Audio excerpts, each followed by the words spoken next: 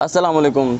बहुत से बड़े बड़े शौकीन हजरात जो गलतियां करते हैं, आज हम यही 3 बिग मिस्टेक्स हम आपको बताने वाले हैं जो कि बड़े बड़े शौकीन हजरात करते हैं, उनको नहीं करनी चाहिए। ये 3 मिस्टेक्स क्या हो सकती हैं, इसके बारे में आज हम डिटेल से बताने वाले हैं। So hi guys, this is Waseem and Qaiser. So let's go to वसील वाबी लेटेस्ट वीडियो।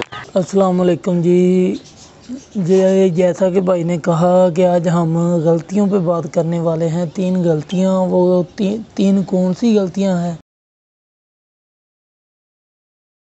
पहली गलती तो ये कि जब हम मुर्गी से बच्चे निकलवाते हैं 2 माह के बाद, 2.5 माह के बाद हम छुड़वाने पे और फोकस करने लग जाते हैं कि दोबारा मुर्गे के साथ लगाएंगे, फिर बच्चे निकलवाएंगे। वो तो ठीक है, बच्चे छुड़वा लिए, लेकिन ये भी देखा करें कि उन बच्चों पे की सेहत पे क्या असर पड़ेगा इसका। बच्चे तो आपने छुड़वा लिए, अंडे भी उतार लिए मुर्गी ने, लेकिन वो जो बच्चे आपने छुड़वाए हैं वो फिर जैसे कि कहते हैं ज़माने की ठोकरों के लिए ही रह जाते हैं।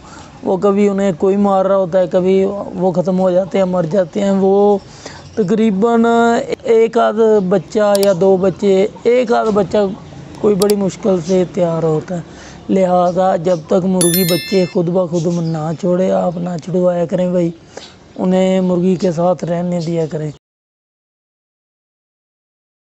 और गलती नंबर 2 वो ये है जी कि हम जब मुर्गा तैयारी में डालते हैं या उसे कोई तपनी शपनी देते हैं या लड़ाई के लिए आगे रेडी कर रहे होते हैं, तपा लिया मुर्गा या लड़ाया किसी के साथ, उसकी थकावट ज़रूर निकाला करें भाई। थकावट जब तक उसकी दर्दें ख़त्म नहीं ना करेंगे आप उसके जिस्म से, तब तक वो मुर्गा लड़ाई के लिए अच्छे तरीके से रेडी नहीं हो सकता। तो लिहाजा आप ये ज़रूर किया करें कि जब मुर्गा लड़ाएं या तपाएं, उसे अच्छे तरीके से उसकी थकावट उतारें, उसका चेहरा साफ़ करें और इसके बाद मुर्गे को टकोर भी किया करें। आग के ना चूल्हे पे बैठ के उसकी टकोर भी ज़ख्मों की लाजमी किया करें। ये सारा अच्छे तरीके से मेहनत किया करें मुर्गे पे।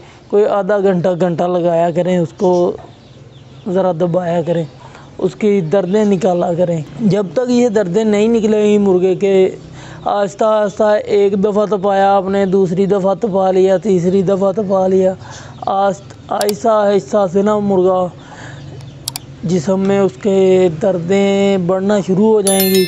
जब दर्दें बढ़ना शुरू हो जाएंगी, मुर्गा फाइट कम करता जाएगा, आखिर उसके बस की बात नहीं रहेगी।